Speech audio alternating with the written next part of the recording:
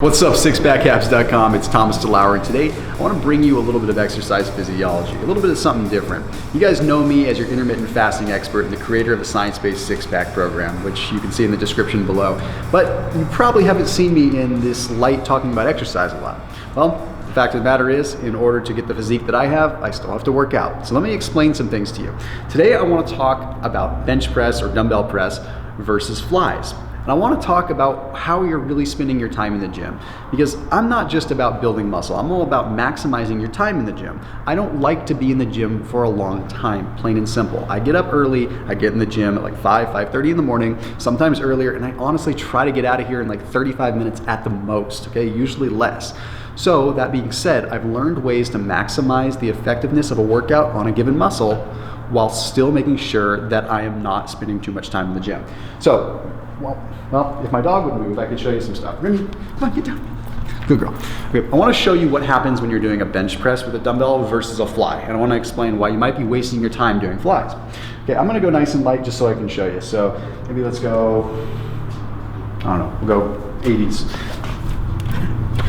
So when we're doing an actual press, I want you to look at particularly how this part of my shoulder reacts, okay? This part, what this is the actual insertion of your pectoral major muscle, your pectoralis major muscle. So that's your actual chest.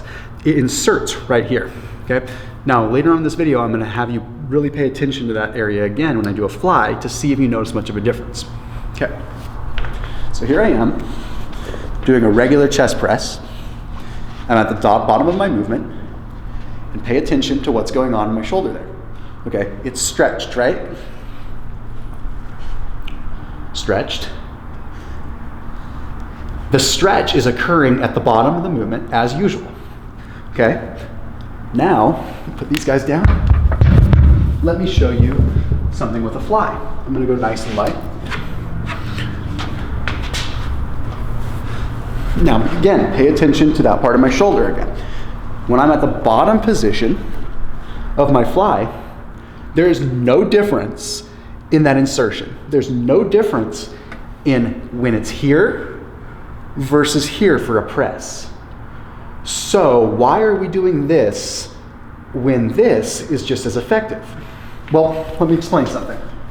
People usually think that because it's a unilateral movement, because it's not a compound movement, that it's going to be an isolation move that's better for the chest. So what my point is, when we're doing a bench press, we have a compound movement. We're moving at two joints, moving at the shoulders and the elbows, moving like this. When we're doing a fly, we're moving at one joint. The elbows are fixed, and we're only moving at the shoulder joint. So people assume because it's an isolation movement that you're isolating the heck out of your chest. That's not always the case. People get those words twisted up and they think that it's great. It's not good, because what's happening here is when you're in a fly position, your chest is just as stretched as it is in a press. You're not getting any added benefit on the chest. All you're doing is putting your brachioradialis and putting your arm at risk. And then all you're also doing is making it that much easier for you to drop a dumbbell and tear your pec. So a chest fly is not a good use of your time because you're not being able to put a maximum load on the chest. So by doing a fly, you're just increasing your lever arm and putting more stress on the actual insertion of the muscle versus where you should actually be putting the stress on the muscle, which is here. So I'm gonna show you two things that you can do to improve your chest workout without doing flies, or one is kind of a fly variation. So the first thing I wanna do is go ahead and go back to the presses again. What we want is focus on the contraction more than anything. I'm not gonna worry too much about the stretch here. So I'm gonna split up my bench press into two parts. The first one, I'm doing full range, and then the second rep, I'm doing a half rep. And that counts as one rep. So this is 2, 2, 3, 3, 4, 4, okay?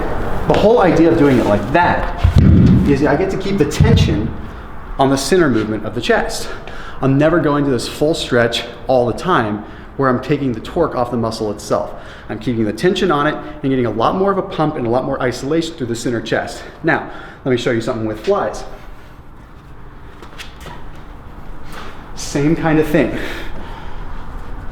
The benefit of the fly, believe it or not, comes more in this range than anywhere else. So rather than doing a fly where you're going down and you're stretching your pec and putting it at the mercy of whatever could happen right then and there, I suggest you try it like this. Still keep your palms together as if you were doing a fly, but go ahead and focus on just a short movement where you're coming out like that, contracting and twisting the arms in. Okay? So just a short rep, contracting and twisting the arm in. What that's going to do is that's going to get you a tighter contraction, utilizing the lighter weight for a much, much better use.